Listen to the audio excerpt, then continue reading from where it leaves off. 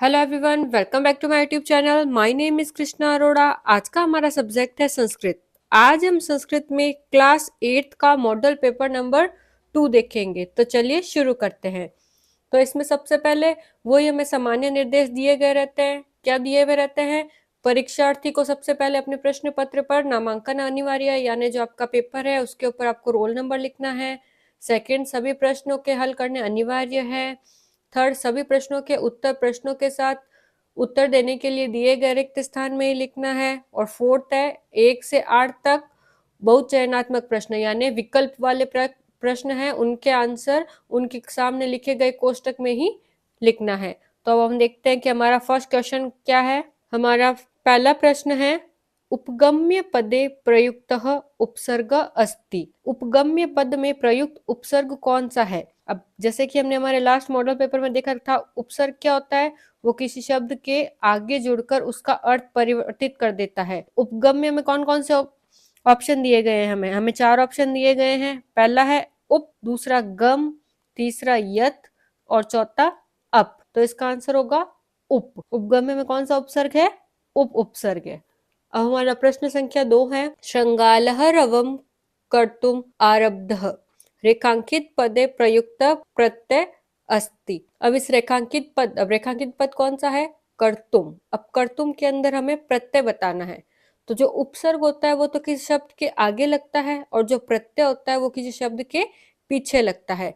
अब हमें ये देखना है कि कर्तुम के अंदर हमें कौन सा प्रत्यय लगाया गया है। ऑप्शन ए कत्वा प्रत्यय, बी तमप प्रत्यय, सी तुमुन प्रत्यय या फिर डी लप्य प्रत्यय। अब कत्वा प्रत्यय कहाँ लगता है? जब किसी वाक्य में करके काट प्रकट होता है तब कत्वा प्रत्यय लगता है। तमप प्रत्यय कहाँ लगता है?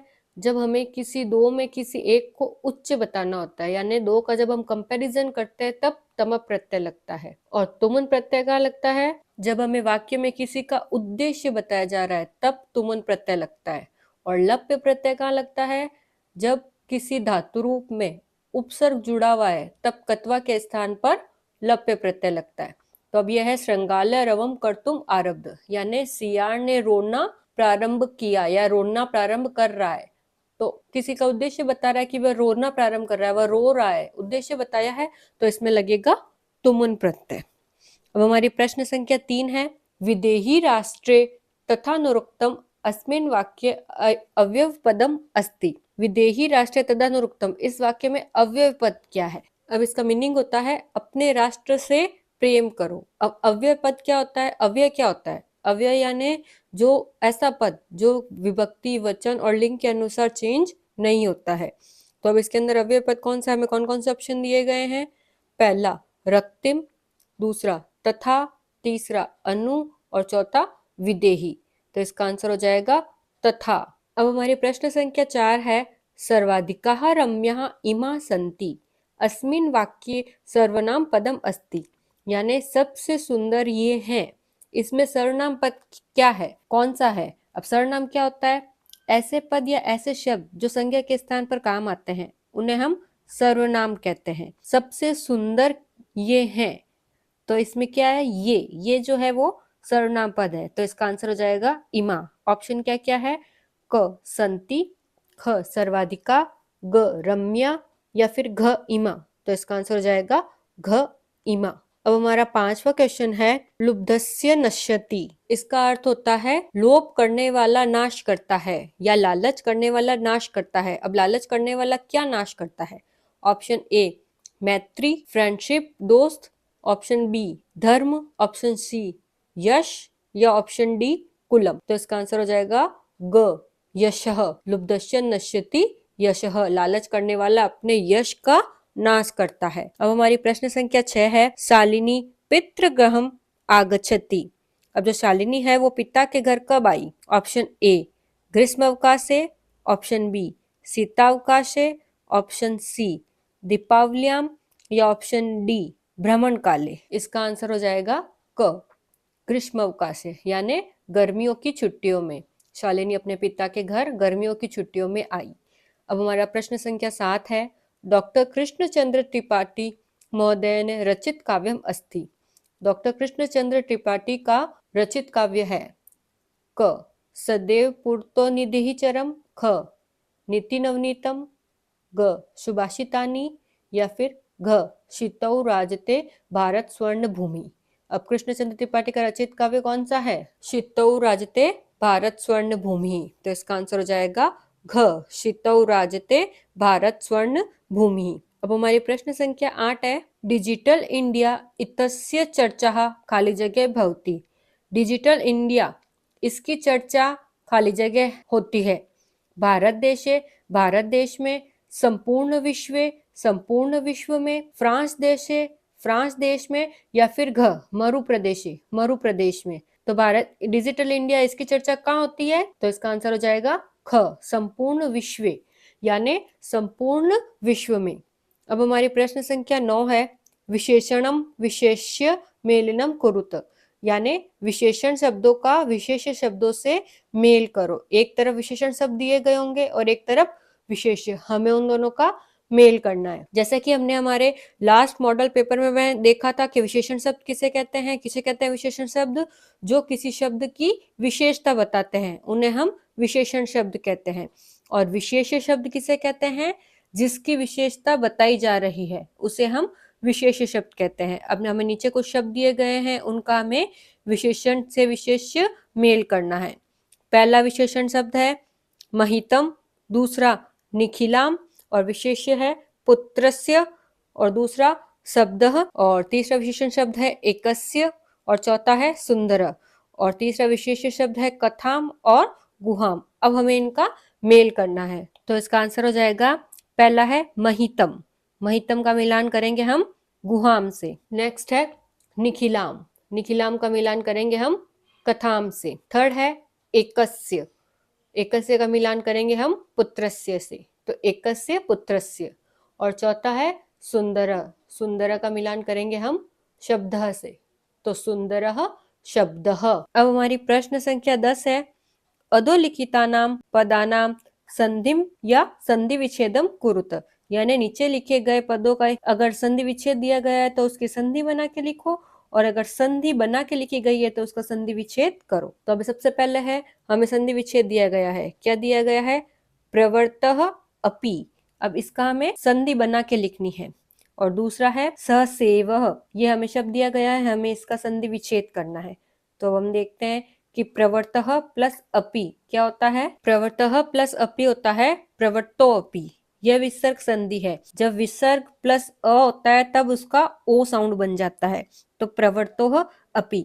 अब हमें नेक्स्ट शब्द दिया गया है सहसेव, तो अब हमें इसका संधि विच्छेद करना है, तो इसका संधि विच्छेद हो जाएगा सहसा प्लस एव, सहसेव। अब हमारी प्रश्न संख्या 11 है, रेखांकित पद मात्र द्वितीय प्रश्न निर्माणम कुरुत, यानी नीचे जो रेखांकित पद दिए गए हैं उनको आधार बनाकर प्रश्न का निर्माण करना है। हमारा पहला सेंटेंस है, प्रश्नतायाः विषयो अयम, यानी प्रश्नता का विषय है। अब इसमें रेखांकित पद कौन सा है? अब इसमें रेखांकित पद है प्रश्नतायाः, अब प्रश्नता का, अब इसको आधार बनाकर हमें प्रश्न का निर्माण करना है। तो प्रश्नता का विषय है, तो किसका विषय है? तो यहाँ पे क्या आ जाएगा? कृष्ण का। तो यहाँ पे प्रश्नता शब्द रूप में षष्ठी विभक्ति का प्रयोग हुआ है, क्योंकि ये का है, तो का के साथ हमेशा षष्ठी विभक्ति का प्रयोग होता है। अगर आपने मेरा वो विभक्ति के प्रयोग का वीडियो नहीं देखा है तो वो आप आई बटन पर लिंक दिया गया है, आप वहां जाकर देख सकते हैं। तो प्रश्नता शब्द रूप षष्ठी विभक्ति एक वचन, प्रश्नतायाः विषयो अयम, प्रश्नता का विषय है। तो अब किसका के लिए हम कौन से शब्द रूप का प्रयोग करते हैं? किसका के लिए हम किम शब्द रूप का प्रयोग करते हैं? अब प्रश्नता, तो इसके अंदर आ का साउंड आ रहा है, तो आ हम किसके लिए प्रयोग करते हैं? आ हम स्त्रीलिंग के लिए प्रयोग करते हैं। तो किम शब्द रूप स्त्रीलिंग षष्ठी विभक्ति एक वचन क्या हो जाएगा? कस्या। तो इसका प्रश्न बनेगा कस्याः विषयो अयम, किसका विषय है। अब हमारा सेकंड सेंटेंस है, व्याधः व्याघ्रम जलाद बहि निर्सार्यत, इसका अर्थ है शिकारी ने बाघ को जाल से निकाल दिया। इसके अंदर अंडरलाइन किस पे की हुई है? जालात, यानी जाल से। अब हमें प्रश्न निर्माण करने के लिए सबसे पहले हमें कारक पता होने चाहिए कि कौन से कारक के साथ कौन सी विभक्ति का प्रयोग होता है। ये वीडियो मेरे पहले बनाया हुआ है, इसका लिंक मैं आई बटन में दे दूंगी, आप वहां जाकर देख सकते हैं। अब इसमें अंडरलाइन किया गया है जालात पर, यानी जाल से बाहर निकाला। तो अब हम देखते हैं, कर्ता ने कर्म को करण से संप्रदान के लिए अपादान से अलग, तो कौन सी विभक्ति आई? पंचमी विभक्ति। अब हमें पंचमी विभक्ति लगानी है, यानी जाल से बाहर निकाला, तो किससे बाहर निकाला? तो किससे के लिए हम किम शब्द रूप का प्रयोग करेंगे। तो किम शब्द रूप पंचमी विभक्ति एक वचन क्या होती है? क कौ के, कम कौ कान, केन काभ्याम कई, कस्मे काभ्याम केभ्यः, कस्मात् काभ्याम केभ्यः। तो क्या हो जाएगा? कस्मात्। तो इसका प्रश्न बनेगा व्याधः व्याघ्रम कस्मात् बहि निर्सार्यत्। अब हमारी प्रश्न संख्या 12 है, प्रदेशे अस्मिन् हस्तशिल्पानां बाहुल्यं वर्तते, अत्र रेखांकित पदयोः विशेषणं विशेष्य पदम च पृथक् कुरुत। यानी इस रेखांकित पद में विशेषण और विशेष्य पद अलग करना है। तब इसमें रेखांकित पद क्या है? प्रदेशे अस्मिन्, यानी इस प्रदेश में। तो इसमें विशेषण शब्द और विशेष शब्द अलग करना है। तो इसमें विशेषण शब्द क्या हो जाएगा? अस्मिन् यानी में, और विशेष शब्द हो जाएगा प्रदेशे यानी प्रदेश। अब हमारी प्रश्न संख्या 13 है, कोष्टकेषु प्रदत्तेषु शब्देषु समुचितां विभक्तिं योजित्वा रिक्त स्थानानि पूर्यत। यानी कोष्टक में जो शब्द दिए गए हैं उसकी उचित विभक्ति का प्रयोग करके रिक्त स्थान की पूर्ति करनी है। 4 सेंटेंस दिए गए हैं, कौन कौन से हैं? पहला सेंटेंस, खाली जगह साकम बालकः पठति। नेक्स्ट, खाली जगह रोचते भक्ति, उसके आगे कोष्टक में दिया गया है हरि। नेक्स्ट, खाली जगह उपरी खगाः तिष्ठन्ति, उसके आगे दिया गया है वृक्ष। और फोर्थ है, खाली जगह गंगा पवित्रमा, उसके आगे दिया गया है नदी। तो हम देखते हैं कि कौन से शब्द की कौन सी विभक्ति लगेगी। तो सबसे पहले में है खाली जगह साकम बालकः पठति। अब हमें इसमें युष्मत शब्द रूप लगाना है। अब युष्मत शब्द रूप की कौन सी विभक्ति और कौन सा वचन लगाए, तो ये हमें सेंटेंस से पता चलता है। तो सेंटेंस में क्या लिखा हुआ है? साकम बालकः पठति।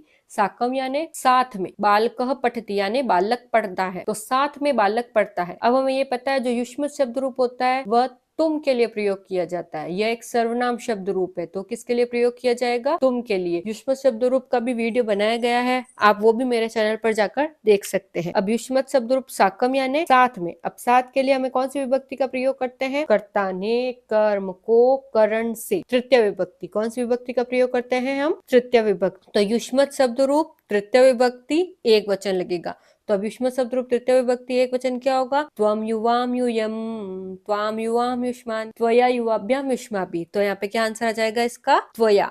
तो इसका आंसर हो जाएगा त्वया साकम बालकः पठति, तुम्हारे साथ बालक पढ़ता है। और हमारा नेक्स्ट सेंटेंस है, खाली जगह रोचते भक्ति ही। अब इस सेंटेंस में हमें हरि शब्द रूप लगाना है। अब हरि शब्द रूप का कौन सा वचन और कौन सी विभक्ति लगाएं, तो इसके लिए हमें सबसे पहले इसका हिंदी देखना होगा। रोचते भक्ति यानी भक्ति प्रिय है, हरि को भक्ति प्रिय है यानी भगवान को भक्ति प्रिय है। ऐसे देखे तो यहाँ पे को आया हुआ है, तो यहाँ पे कर्म, कर्ता ने कर्म को, तो द्वितीय विभक्ति लगनी चाहिए, परंतु यहाँ पे चतुर्थ विभक्ति लगेगी क्योंकि यहाँ पे रोचते शब्द आया है। रोचते यानी रुचि रखने के लिए, यानी हरि को भक्ति प्रिय है। तो जहाँ पे भी प्रिय वाला वर्ड आता है तो वहां पे हम चतुर्थ विभक्ति का प्रयोग करते हैं। यह एक अपवाद है, यह हमें याद रखना है कि जहाँ पे भी रोचते या रुचि वाला कोई भी शब्द आएगा वहां पे हम उसकी चतुर्थ विभक्ति का प्रयोग करेंगे।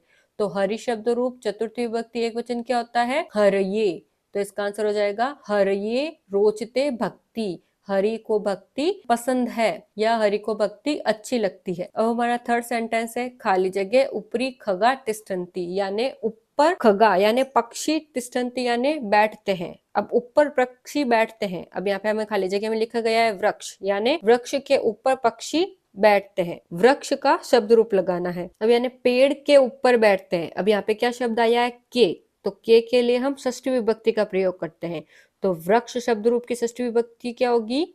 षष्ठी विभक्ति एक वचन होगा वृक्षस्य। क्या होगा? वृक्षस्य। ये जो वृक्ष है वह राम शब्द रूप के अनुसार चलेगा। तो राम की षष्ठी विभक्ति राम रामो रामा रामम रामो रामान रामे रमभ्यम रामे रामाय रमभ्यम रामेभ्य रामात रमभ्यम रामेभ्य रामस्य रामयो रामाणाम। तो यहाँ पे रामस्य है तो वैसे ही बन जाएगा वृक्षस्य। तो इसका आंसर हो जाएगा वृक्षस्य उपरि खगाः तिष्ठन्ति, पेड़ के ऊपर पक्षी बैठते हैं। अब फोर्थ सेंटेंस है खाली जगह गंगा पवित्रतमा। अब इसमें आया हुआ है नदी, यानी गंगा पवित्र है।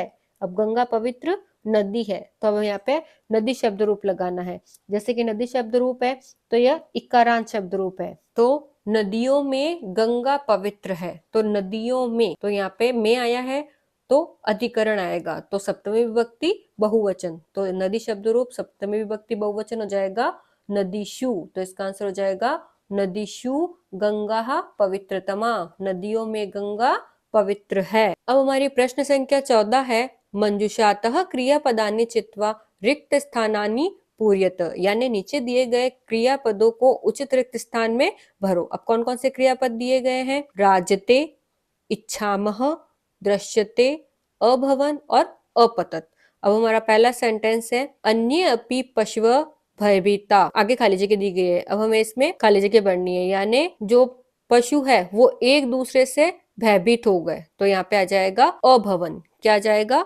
अभवन। अभवन जो है वो भू धातु से बना हुआ है। भू धातु का अर्थ होता है होना, यानी जो पशु थे वो एक दूसरे से भयभीत हो गए, तो भूतकाल है तो आ जाएगा अभवन। अब हमारा नेक्स्ट सेंटेंस है शीतौ खाली जगह भारत स्वर्ण भूमि, तो इसमें आ जाएगा राजते, शीतौ राजते भारत स्वर्ण भूमि। नेक्स्ट सेंटेंस है वयम तत्रैव गंतुम, हम वहां जाने की क्या करते हैं? इच्छा रखते हैं, तो यहाँ पे आ जाएगा इच्छामः, वयम तत्रैव गंतुम इच्छामः। तो हमारा फोर्थ सेंटेंस है भात्रजाया उदासीना इव, इसमें आ जाएगा अपतत, यानी प्रतीत होती है, जो भाभी है वो उदासीन प्रतीत होती है। तो ये तो क्या हमारी प्रश्न संख्या 14।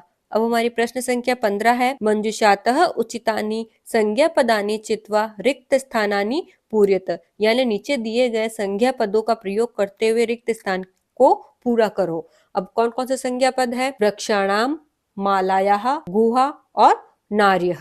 तो हमारा फर्स्ट सेंटेंस है खाली जगह मनोदशा स्वास्थ्य न प्रतीते, यानी मनोदशा स्वास्थ्य प्रतीत नहीं हो रही है। किसकी मनोदशा स्वास्थ्य प्रतीत नहीं हो रही है? तो इसमें आ जाएगा मालायाः, मालायाः मनोदशा स्वस्था न प्रतीयते, यानी माला की मनोदशा स्वस्थ प्रतीत नहीं हो रही है। नेक्स्ट सेंटेंस है काश्चित खाली जगह जलम पातुम याचन्ते स्म, यानी कोई खाली जगह जल पाने की इच्छा करती है। कौन कर रहा है जल पाने की इच्छा? नार्यः। तो काश्चित नार्यः जलम पातुम याचन्ते स्म, यानी कोई नारी जल पाने की इच्छा कर रही है। अब हमारा नेक्स्ट सेंटेंस है मानवाः खाली जगह छायायाम विरमन्ति, यानी मानव को छाया देता है। कौन देता है मानव को छाया? वृक्षाणाम। तो यहाँ पे आ जाएगा मानवाः वृक्षाणाम छायायाम विरमन्ति। और अब हमारा लास्ट सेंटेंस है सा खाली जगह उच्चे श्रृंगालम आहार्यत, वहां बहुत बड़ा श्रृंगाल है। कहाँ है? गुहा में, यानी गुफा में, तो यहाँ आ जाएगा गुहा। सा गुहा उच्चे श्रृंगालम आहार्यत। अब हमारा प्रश्न संख्या 16 है प्रश्न पत्र अतिरिक्तात् स्वपाठ्य पुस्तकस्य 2 श्लोकौ लिखत, यानी प्रश्न पत्र में दिए गए श्लोकों के अतिरिक्त अपनी पाठ्य पुस्तक के कोई 2 श्लोक लिखो। हमारा पहला श्लोक है यत् कर्म कुर्वतोस्य शातः परितोषो अंतरात्मनः तत्प्रयत्नेन कुर्वत विपरीतम तु वर्जयेत्। और हमारा सेकंड श्लोक है दृष्टिपूतम न्यस्येत् पादम वस्त्रपूतम जलम पिबेत सत्यपूताम वदेद्वाचम मनःपूतम समाचरेत। अब हमारी प्रश्न संख्या 17 है क स्तंभे दत्तम श्लोकानाम ख स्तंभे सह सुमेलनम कुरुत, यानी क स्तंभ में दिए गए श्लोकों को ख स्तंभ में श्लोक दिए गए श्लोकों से मेल करो। अब हमें आधे आधे श्लोक दिए गए हैं, हमें उनका मेल करना है। तो सबसे पहले दिया गया है तेष्वेव त्रिषु तुतेष्टु, नेक्स्ट चत्वारि तस्य वर्धन्ते, नेक्स्ट दुष्टिपूतम नश्येत् पादम, नेक्स्ट सर्वम परवंशम दुखम। अब हमें ख स्तंभ से मेल करना है। फर्स्ट है तेष्वेव त्रिषु तुष्टेषु, इसका मिलाप करेंगे हम तपः सर्वम समाप्यते। नेक्स्ट चत्वारि तस्य वर्ध्यन्ते, इसका मिलाप करेंगे आयुर्विद्या यशो बलम। नेक्स्ट दृष्टिपूतम नश्येत पादम, इसका मिलाप करेंगे वस्त्रपूतम जलम पिबेत। नेक्स्ट, सर्वम परवंशम दुखम, इसका मिलाप करेंगे सर्वमात्मवंशम सुखम। अब हमारी प्रश्न संख्या 18 है, अधोलिखितानाम प्रश्नानाम उत्तराणि पूर्ण वाक्येन लिखत। नीचे दिए गए प्रश्नों का उत्तर पूरे वाक्य में लिखो, यानी हमें पूरा सेंटेंस में उसके आंसर लिखने हैं। तो फर्स्ट है, केशाम समवायः सप्त भगिन्यः इति कथ्यते, यानी किनके समन्वय को सात भगिनी कहा जाता है। तो इसका आंसर होगा सप्त राज्यानाम समवायः सप्त भगिन्यः इति कथ्यते, यानी सात राज्यों के समूह को सात बहिनें कहा जाता है। अब हमारा नेक्स्ट प्रश्न है, प्लास्टिकस्य मृत्तिकायां लयाभावात् कस्य कृते महती क्षतिः भवति, यानी प्लास्टिक के मिट्टी में नष्ट न होने के कारण किसको बहुत ज्यादा हानि पहुंचती है। का आंसर होगा प्लास्टिकस्य मृत्तिकायां लयाभावात् पर्यावरणस्य कृते महती क्षतिः भवति, यानी प्लास्टिक के मिट्टी में नष्ट न होने के कारण पर्यावरण को बहुत ज्यादा हानि पहुंचती है या हानि होती है। अब हमारा नेक्स्ट प्रश्न है, गुहाया स्वामी क आसीत, यानी गुफा का स्वामी कौन था। इसका आंसर होगा गुहाया स्वामी श्रृंगालः आसीत, यानी गुफा का स्वामी श्रृंगाल था। नेक्स्ट प्रश्न है, तड़ांगाः कुत्र निर्मीयन्ते स्म, तालाब कहाँ बनाए जाते थे। इसका आंसर होगा तड़ागाः अशेषे ही देशे निर्मीयन्ते, तालाब निश्चित ही संपूर्ण देश में बनाए जाते थे। अब हमारी प्रश्न संख्या 19 है, अधोलिखितानाम प्रश्नानाम उत्तराणि एक पदेन लिखत, यानी नीचे दिए गए प्रश्नों का उत्तर एक पद में लिखो। अब हमें पूरा सेंटेंस के रूप में आंसर नहीं लिख के सिर्फ एक पद में उत्तर देना है। तो कौन कौन से प्रश्न है, फर्स्ट है, अर्थिन केभ्यः विमुखा न यान्ति, अर्थिन यानी याचक मांगने वाले या याचक किससे विमुख नहीं जाते हैं, यानी किससे निराश नहीं होते हैं। तो याचक किससे निराश नहीं होते हैं, तो इसका आंसर हो जाएगा वृक्षेभ्यः, वृक्षों से निराश नहीं होते। तो हमें इसका सिर्फ वन वर्ड में आंसर देना है वृक्षेभ्यः। अब हमारी प्रश्न संख्या सेकंड है, सुस्वादुतोयाः का भवन्ति, इसका अर्थ है स्वादिष्ट या मीठे जल वाली कौन होती है। इसका आंसर हो जाएगा नद्यः, यानी नदियां, स्वादिष्ट या मीठे जल वाली नदियां होती है। अब हमारी प्रश्न संख्या थर्ड है, मम सहजा प्रकृति ही का अस्ति, मेरी सहज प्रकृति क्या है। इसका आंसर होगा मैत्री, यानी मित्रता या दोस्ती। अब हमारा नेक्स्ट प्रश्न है, स्वकीयम साधनम किम भवति, अपना साधन क्या होता है। इसका आंसर हो जाएगा बलम, अपना साधन बल होता है। अब हमारी प्रश्न संख्या 20 है, चित्रम दृष्ट्वा मंजुषातः पदानि प्रयुज्य चत्वारि वाक्यानि रचयतु, यानी चित्र देखकर और नीचे दिए गए शब्दों को लेकर 4 वाक्य की रचना करो। तो अब नीचे हमें एक चित्र दिया गया है और शब्द दिए गए हैं। शब्द कौन कौन से हैं, कलरवम, बहवः, वनस्य, प्राकृतिक शोभा, वृक्षः, कुर्वन्ति और रमणीया। हमें एक जंगल का चित्र दिया गया है, वहाँ पे पशु दिखाई दे रहे हैं और पेड़ है। तो अब हमें इनको आधार बनाते हुए 4 वाक्य का निर्माण करना है। तो हम देखते हैं 4 सेंटेंस हम कौन कौन से बनाएंगे। हमारा फर्स्ट सेंटेंस है, अस्मिन् चित्रे एकस्य वनस्य दृश्यम वर्तते, यह चित्र एक वन का दिखाई देता है। वनस्य प्राकृतिक शोभा रमणीया अस्ति, वन की प्राकृतिक शोभा बहुत ही रमणीय यानी सुंदर है। नेक्स्ट, वने बहवः वृक्षाः सन्ति, वन में बहुत सारे वृक्ष हैं। और हम लास्ट लाइन बनाएंगे, वृक्षेषु खगाः कलरवम कुर्वन्ति, वृक्षों पर पक्षी चहचहा रहे हैं या मधुर स्वर में गा रहे हैं। ये तो हो गए हमारे 4 सेंटेंस। या तो हमें ये चित्र देखकर 4 वाक्य लिखने हैं या फिर अथवा मंजुषायाम लिखितानाम शब्दानाम सहायेन कथाम लिखित, यानी नीचे दिए गए शब्दों की सहायता से कथा लिखो, हमें कहानी लिखनी है। अब कौन कौन से शब्द दिए गए हैं, विक्रेता, भूलोकम, देवानाम, विग्रह, देवेंद्र, गच्छन, क्रीणाति और मूल्यम। ये हमें कुछ शब्द दिए गए हैं और नीचे हमें कहानी दी गई है, हमें उसमें लिखना है। हमें फर्स्ट लाइन दी गई है, कदाचित देवराज इंद्र, एक बार देवराज इंद्र खाली जगह आगतवान, खाली जगह आए। तो देवराज इंद्र कहाँ आए? धरती पर, यानी भूलोकम। तो इसमें आ जाएगा फर्स्ट में भूलोकम। कदाचित देवराज इंद्र भूलोकम आगतवान, एक बार देवराज इंद्र भूलोक आए। भूलोके किमपि नगरम प्रविष्टः सह मार्गे खाली जगह आसीत। भूलोक में किसी नगर में प्रवेश करके वह मार्ग में खाली जगह थे, मार्ग में गच्छन, मार्ग में गए थे। तो यहाँ पे आ जाएगा सेकंड में गच्छन यानी गए। भूलोके किमपि नगरम प्रविष्टः स मार्गे गच्छन आसीत। भूलोक में किसी नगर में प्रवेश करके वह रास्ते में गए। तत्र कश्चन विक्रेता बहुनाम खाली जगह विग्रहान संस्थाप्य विक्रयणम करोति स्म। अर्थात वहाँ कुछ विक्रेता यानी सामान बेचने वाले बहुत से खाली जगह मूर्तियों को विक्रय कर रहे थे। अब किसकी मूर्तियों को बेच रहे थे? वो देवानाम यानी देवताओं की। तो थर्ड में आ जाएगा देवानाम।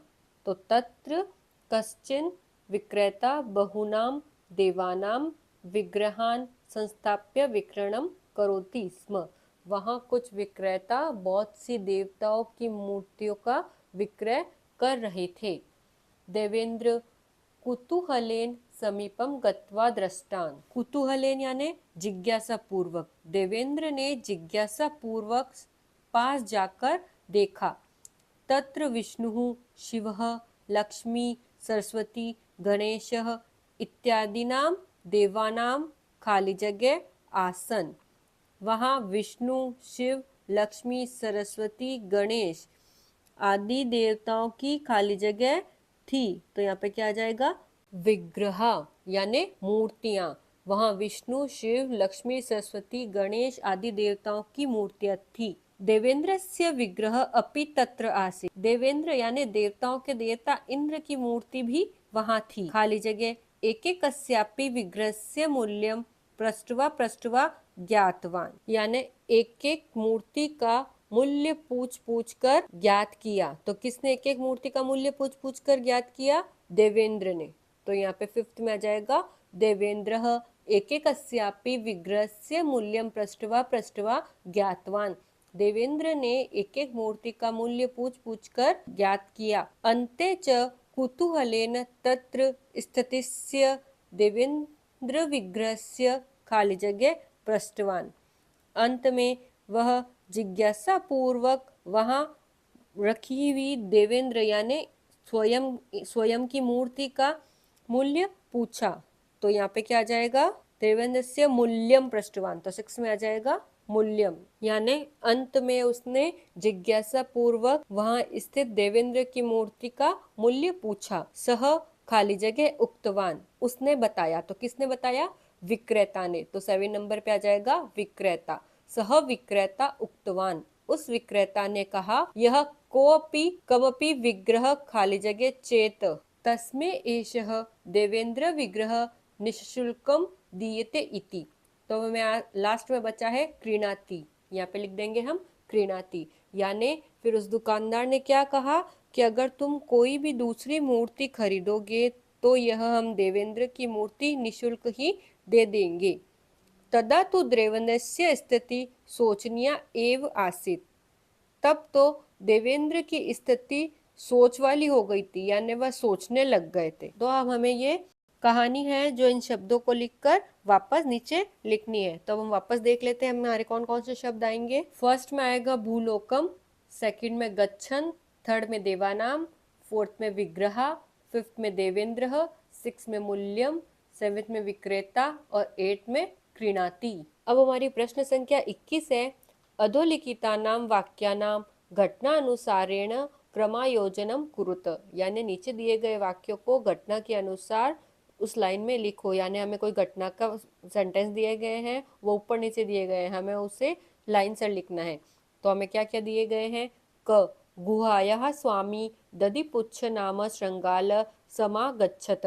गुफा का स्वामी दधिपुच्छ नाम का श्रृंगाल आया। सेकंड, सह एकां महती गुहाम अपश्यत, उसने एक बड़ी गुफा देखी। थर्ड, एकस्मिन् वने खरनरखर नाम सिंह प्रतिवस्ति स्म, एक वन में खरनरखर नाम का शेर रहता था। दूरस्थ श्रृंगालः रवम कर्तुर्मारबधः, दूर बैठे श्रृंगाल ने या दूर वाले श्रृंगाल ने रोना प्रारंभ किया।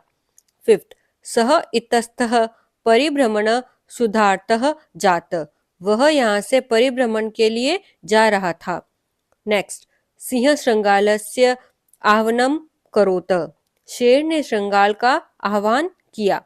नेक्स्ट, दूरम पलायमानः श्रृंगाल श्लोकम पठत, दूर भाग रहे श्रृंगाल ने श्लोक पढ़ना प्रारंभ किया। लास्ट है, गुहायाम कोपि अस्ति इति श्रृंगालस्य विचार, गुफा में कोई है यह श्रृंगाल का यानी लोमड़ी का विचार था। तो ये हमें कुछ घटनाक्रम के पद ऊपर नीचे दिए गए हैं, हमें इन्हें लाइन वाइज अरेंज करना है। तो अब हम देखते हैं कि सबसे पहले क्या आएगा। एकस्मिन् वने खरनरखर नाम सिंह प्रतिवस्ति स्म। नेक्स्ट, सह इतस्तः परिभ्रमण सुधार्तः जातः। नेक्स्ट, सह एकां महतीं गुहाम् अपश्यत्। नेक्स्ट, गुहायाः स्वामी दधिपुच्छः नाम श्रृंगालः समागच्छत्। नेक्स्ट, गुहायां कोऽपि अस्ति इति श्रृंगालस्य विचारः। नेक्स्ट, दूरस्थः श्रृंगालः रवं कर्तुर्मारबध। नेक्स्ट, सिंह श्रृंगालस्य आह्वानं करोत। नेक्स्ट, दूरं पलायमानः श्रृंगालः श्लोकम पठत। तो ये तो होगी हमारी प्रश्न संख्या 21। अब हमारी प्रश्न संख्या 22 है, अधोलिखितेषु कश्चित् द्वयो श्लोकयो भावार्थम हिंदी भाषायाम लिखित, यानी नीचे लिखे गए श्लोकों में से किसी दो श्लोक का हिंदी में भावार्थ लिखना है। अब श्लोक कौन कौन से हैं, सबसे पहला श्लोक देखते हैं हम। पथि पाषाणः विष्मः प्रखरः, हिंसः प्रसवः परितो घोरः, सुदुष्करं खलु यद्यपि गमनम्, सदैव पुरतो निदेहि चरणम। अब हम इस श्लोक का भावार्थ देखते हैं। कवि जीवन में कठिनाइयों से न घबराकर आगे बढ़ने की प्रेरणा देता हुआ कहता है कि मार्ग में तीक्ष्ण एवं असामान्य यानी उबड़ खाबड़ पत्थर हैं और चारों ओर भयानक हिंसक पशु हैं।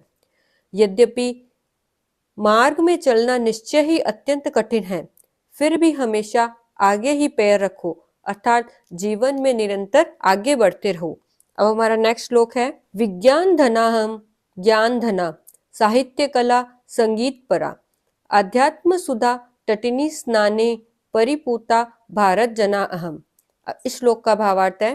प्रस्तुत श्लोक में कवि भारतीय जनता की विशेषताओं का वर्णन करते हुए कहता है कि भारत देश के लोग ज्ञान विज्ञान में निपुण हैं, साहित्य संगीत एवं कलाओं से परिपूर्ण है।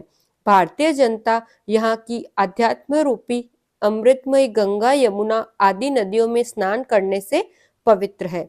अब हमारा थर्ड श्लोक है। इयं शिल्पिनाम यंत्र विद्याधारणाम भीष्क शास्त्राणाम भूः प्रबंधे युक्तानाम नटानाम नटीनाम कविनाम धरेयम शितौ राजते भारत स्वर्ण भूमि। इस श्लोक का अर्थ है। प्रस्तुत श्लोक में भारत देश की महिमा का वर्णन करते हुए कवि कहता है कि भारत देश महान शिल्पकार, यंत्र विद्या के ज्ञाता, प्रबंधक, अभिनेता, अभिनेत्रियां तथा कवियों से सुशोभित है। भारत स्वर्ण भूमि पृथ्वी पर सुशोभित है। तो ये तो हुए हमारे तीनों श्लोक के अर्थ। आपको इन तीनों में से कोई दो श्लोक के अर्थ लिखने हैं। अब हमारा प्रश्न संख्या 23 है। बिलस्य वाणी न कदापि में श्रुता अथवा कंटकेनेव कंटकम पाठ सारम हिंदी भाषायाम लिखत, यानी आपको बिलस्य वाणी न कदापि में श्रुता या फिर कंटकेनेव कंटकम इन दोनों में से किसी एक पाठ का सारांश हिंदी भाषा में लिखना है। तो हम बारी बारी से दोनों पाठ का सारांश देखते हैं। सबसे पहले हम देखते हैं बिलस्य वाणी न कदापि में श्रुता। पाठ का सार। किसी वन में खरनरखर नाम का एक शेर रहता था। एक बार वह इधर उधर घूमता रहा, किंतु उसे भोजन के योग्य कोई भी जीव नहीं मिला। सायंकाल को उसने एक विशाल गुफा को देखकर सोचा कि अवश्य ही इस गुफा में रात को कोई जीव आता है, इसलिए मैं यहीं पर छिपकर बैठ जाता हूँ।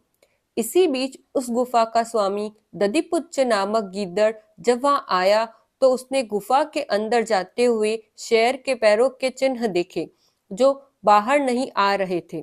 गीदड़ ने सोचा कि निश्चय ही इसमें शेर है। अब मैं क्या करूं? वह एक उपाय सोचकर दूर से ही बोलने लगा, हे गुफा, क्या तुम्हें याद नहीं है कि मेरी तुम्हारे साथ यह शर्त थी कि जब मैं बाहर से वापस आऊंगा तब तुम मुझे आवाज देकर बुलाओगी। यदि तुम नहीं बुलाती हो तो मैं दूसरी गुफा में चला जाऊंगा। गिद्दड़ की आवाज सुनकर शेर ने सोचा कि अवश्य ही ये गुफा अपने स्वामी को बुलाती है, किंतु मेरे भय से ये कुछ भी नहीं बोल रही है, इसलिए मैं इसे बुलाता हूँ, जिससे गुफा के अंदर आने पर वह मेरा आहार बनेगा। ऐसा सोचकर शेर ने जोर से गिद्दड़ का आह्वान किया। शेर की उच्च गर्जना की प्रतिध्वनि से उस गुफा ने भी गिद्दड़ का आह्वान किया। इससे अन्य पशु भी भयभीत हो गए और गिद्दड़ भी वहां से दूर भाग गया। ये तो हुआ बिलस्य वाणी न कदापि में श्रुता पाठ का हिंदी सारांश। अब हम देखते हैं कंटकन्येव कंटकम इस पाठ का सारांश। कथा के अनुसार चंचल नामक कोई शिकारी था। एक बार वन में उसके द्वारा बिछाए गए जाल में एक बाघ फंस गया। बाघ के द्वारा प्रार्थना करने पर शिकारी उसे बाहर निकालता है। बाघ ने शिकारी से पानी लाने को कहा। पानी पीने के बाद बाघ ने कहा कि मेरी प्यास तो शांत हो गई, किंतु मैं भूखा हूँ, अतः मैं तुमको खाऊंगा। बाघ की कृतज्ञता को देखकर शिकारी नदी के जल के पास जाता है। नदी का जल कहता है कि लोग स्वार्थी होते हैं, वे मेरा जल पीते हैं और मुझे ही गंदा करते हैं। इस बात का समर्थन करता हुआ वृक्ष कहता है कि लोग मेरी छाया में विश्राम करते हैं और मेरे फल खाते हैं, किंतु मुझे ही काटते हैं। इसके बाद शिकारी अपनी व्यथा को वहीं पर स्थित एक लोमड़ी को सुनाता है। लोमड़ी अपनी चतुराई से उस बाघ को पुनः उसी जाल में फंसा देती है। वस्तुतः धूर्त यानी कपटी लोगों के साथ कपटपूर्ण व्यवहार ही करना चाहिए। हमारी प्रश्न संख्या 24 है, मंजुषातः पदानि चित्वा परोपकारः विषयोपरि अष्टवाक्यानि रचयत। यानी नीचे दिए गए जो शब्द है उसको आधार बनाकर परोपकार विषय पर 8 वाक्य लिखने हैं। अब कौन कौन से शब्द दिए गए हैं? कथ्यते, निस्वार्थ भावनाया, सज्जनः, परहिताय, प्रवहन्ति, वर्षित्वा, पर कल्याण रखता और प्रत्युपकारम। ये हमें कुछ वर्ड्स दिए गए हैं, इनको आधार बनाकर हमें परोपकार पर 8 वाक्य लिखने हैं। अब इसी के अथवा में हमें एक और प्रश्न दिया गया है, रिक्त स्थानानि पूरित्वा प्रार्थना पत्रम लिखी। यानी रिक्त स्थान को पूरा करते हुए प्रार्थना पत्र लिखो। या तो हमें परोपकार विषय पर 8 वाक्य लिखने हैं या फिर हमें नीचे कुछ वर्ड्स दिए गए हैं, उनको नीचे दिए गए रिक्त स्थान में लिखकर प्रार्थना पत्र वापस लिखना है। तो अब हमें कौन कौन से वर्ड दिए गए हैं? प्रवीणः, पितुः, विद्यालयात्, गत्वा, सविनयम, कृतार्थयन्तु, जयपुरम और जातः। ये हमें शब्द दिए गए हैं और नीचे प्रार्थना पत्र दिया गया है। अब हम देखते हैं कि हम खाली जगह में कौन कौन से वर्ड लिखेंगे। तो सबसे पहले लिखा हुआ है सेवायाम, यानी सेवा में। श्रीमंतः प्रधानाध्यापक महोदय, श्रीमान प्रधानाध्यापक महोदय। आदर्श विद्या भवनम, आदर्श विद्या भवन।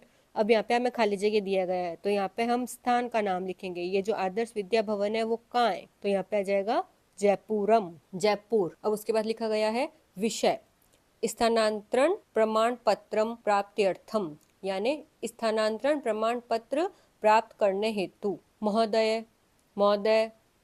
अब यहाँ पे फिर खाली जगह लिखा हुआ है तो यहाँ पे आ जाएगा सविनयम, यानी सविनय। सविनयम निवेदनम अस्ति, सविनय निवेदन है। यत की मम, अब उसके आगे खाली जगह दिया गया है और फिर लिखा हुआ है स्थानांतरणम भरतपुर नगरे। तो यहाँ पे आ जाएगा मम पितुहु, मेरे पिता का। मम पितुहु स्थानांतरणम भरतपुर नगरे जातः, यानी हो गया। मेरे पिता का स्थानांतरण भरतपुर नगर में हो गया। अहम अपि तनीव सह तत्र, मैं भी उनके साथ वहाँ अब खाली जगह पठिष्यामि पढ़ूंगा, यानी मैं भी उनके साथ वहां जाकर पढ़ूंगा। अब यहाँ पे जाकर है, जहाँ पे भी जाकर होता है वहां पे हम कत्वा प्रत्यय लगाते हैं, तो इसमें क्या है गत्वा यानी जाकर। तो गत्वा यानी गम धातु रूप और प्लस कत्वा प्रत्यय गत्वा, तो इसमें आ जाएगा गत्वा। तो यहाँ पे हम लिखेंगे अहम अपि तनेव सह तत्र गत्वा पठिष्यामि, मैं भी वहां उनके साथ जाकर पढ़ूंगा। अतः अस्मात् इसलिए मुझे, फिर खाली जगह दी हुई है और लिखा हुआ है मम स्थानांतरणम पत्रम दत्वा, मेरा स्थानांतरण पत्र देकर। तो स्थानांतरण पत्र किसका होता है विद्यालय का, तो यहाँ पे आ जाएगा विद्यालयात्। अतः अस्मात् विद्यालयात् मम स्थानांतरण पत्रम दत्वा, इसलिए मुझे विद्यालय का मेरा स्थानांतरण पत्र देकर माम मुझे कृतार्थयन्तु भवन्तः, मुझे कृतार्थ करें। फिर नीचे लिखा हुआ है भवताम आज्ञापालकः, आपका आज्ञापालक कौन, अब यहाँ पे नाम आ जाएगा प्रवीणः, कक्षा अष्टमी, कक्षा 8। तो अब वापस देख लेंगे यहाँ पे खाली जगह में क्या क्या आएगा। फर्स्ट नंबर पे आ जाएगा जयपुरम, सेकंड पे सविनयम, थर्ड पितुः, फोर्थ जातः, फिफ्थ गत्वा, सिक्स्थ विद्यालयात्, सेवेंथ कृतार्थयन्तु और एट्थ प्रवीणः। तो इस तरह से हम हमारा प्रार्थना पत्र लिख सकते हैं। अब हमारी प्रश्न संख्या 25 है। अब इसमें हमें एक पैराग्राफ दिया गया है यानी गद्यांश दिया गया है, हमें उसको रीड करना है, उसको समझना है और नीचे लिखे गए क्वेश्चंस का आंसर देना है। तो अब सबसे पहले हम ये पैराग्राफ रीड करते हैं। आर्यभट्टस्य योगदानम गणित ज्योतिषा समृद्धम वर्त्यते, यानी आर्यभट्ट का योगदान मुख्य रूप से गणितीय ज्योतिष से संबंधित है। यत्र संख्यानाम आकलनम महत्वम आदधाति, जहाँ संख्याओं का आकलन करना महत्वपूर्ण है। आर्यभट्टः फलित ज्योतिष शास्त्रे न विश्वसति स्म, आर्यभट्ट फलित ज्योतिष यानी भाग्य बताने वाली विद्या में विश्वास नहीं करते थे। गणितीय पद्धतया कृतम आकलन माधृत्य एव तेन प्रतिपादितम यत् ग्रहणे राहु केतु नाम को दानवो नास्ति कारणम, यानी उन्होंने अपनी वैज्ञानिक गणितीय पद्धति के आकलन के माध्यम से यह प्रतिपादित किया कि ग्रहण के लिए राहु केतु नामक के राक्षस कारण नहीं है, यानी जो सूर्य ग्रहण और चंद्र ग्रहण होता है उसके लिए जो राहु और केतु नाम के जो राक्षस है वो कारण नहीं है। तत्र तु सूर्य चंद्र पृथ्वी इति त्रीणि एव कारणानि, बल्कि इसके लिए सूर्य चंद्रमा और पृथ्वी ये तीन ही कारण है। सूर्यम परितः भ्रमणतयाः पृथ्व्याः चंद्रस्य परिक्रमापथेन संयोगात् ग्रहणम भवति, उनके अनुसार सूर्य के चारों ओर पृथ्वी के चक्कर लगाने और चंद्रमा के परिक्रमा करने के संयोग से ही ग्रहण होता है। यदा पृथ्व्याः छायापातेन चंद्रस्य प्रकाशः अवरुद्धते तदा चंद्रग्रहण भवति, जब पृथ्वी के छाया से चंद्रमा का प्रकाश रुक जाता है तब चंद्र ग्रहण होता है। तथैव पृथ्वी सूर्ययोः मध्ये समागतस्य चंद्रस्य छायापातेन सूर्यग्रहणम दृश्यते। इसी प्रकार सूर्य और पृथ्वी के मध्य जब चंद्रमा आता है तब सूर्य ग्रहण होता है। तो ये तो हमें एक गद्यांश दिया गया है जिसका हमने अभी हिंदी मीनिंग देखा है। अब इसमें नीचे कुछ प्रश्न दिए गए हैं, अब हम उनके आंसर देखेंगे। तो पहला प्रश्न है आर्यभट्टः कस्मिन् न विश्वसिति स्म, यानी आर्यभट्ट को किस में विश्वास नहीं था। तो इसका आंसर हमें देखो पैराग्राफ की सेकंड लाइन में दिया गया है, आर्यभट्टः फलित ज्योतिष शास्त्रे न विश्वसिति स्म, यानी आर्यभट्ट को फलित ज्योतिष शास्त्र यानी भाग्य बताने वाले ज्योतिष शास्त्र में भाग्य बताने वाली विद्या में विश्वास नहीं था। अब हमारा नेक्स्ट क्वेश्चन है कदा चंद्र ग्रहणम भवति, यानी चंद्र ग्रहण कब होता है।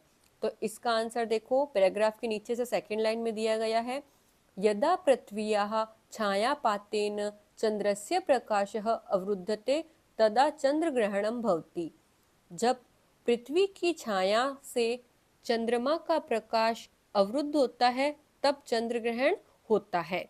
अब हमारा नेक्स्ट क्वेश्चन है कदा सूर्य ग्रहणम दृश्यते, सूर्य ग्रहण कब दिखाई देता है? तो इसका आंसर हमारी लास्ट लाइन में लिखा गया है, पृथ्वी सूर्ययोः मध्ये समागतस्य चंद्रस्य छायापातेन सूर्य ग्रहणम दृश्यते। जब पृथ्वी और सूर्य के मध्य चंद्रमा आता है तब सूर्य ग्रहण दिखाई देता है। अब हमारा लास्ट प्रश्न है, आर्यभट्टस्य योगदानम केन समृद्धम वर्धते, यानी आर्यभट्ट का योगदान किससे संबंधित है? तो इसका आंसर हमारे पैराग्राफ की स्टार्टिंग फर्स्ट लाइन में दिया गया है, आर्यभट्टस्य योगदानम गणेश ज्योतिषा समृद्धम वर्तते। आर्यभट्ट का योगदान गणेश ज्योतिष विषय से संबंधित है। तो ये तो हो गया हमारा संस्कृत का मॉडल पेपर सेकंड। इसी तरह के और वीडियोस मेरे चैनल पर बनाए गए हैं, आप उन्हें वहां जाकर देख सकते हो। Thank you for watching, like, subscribe and share.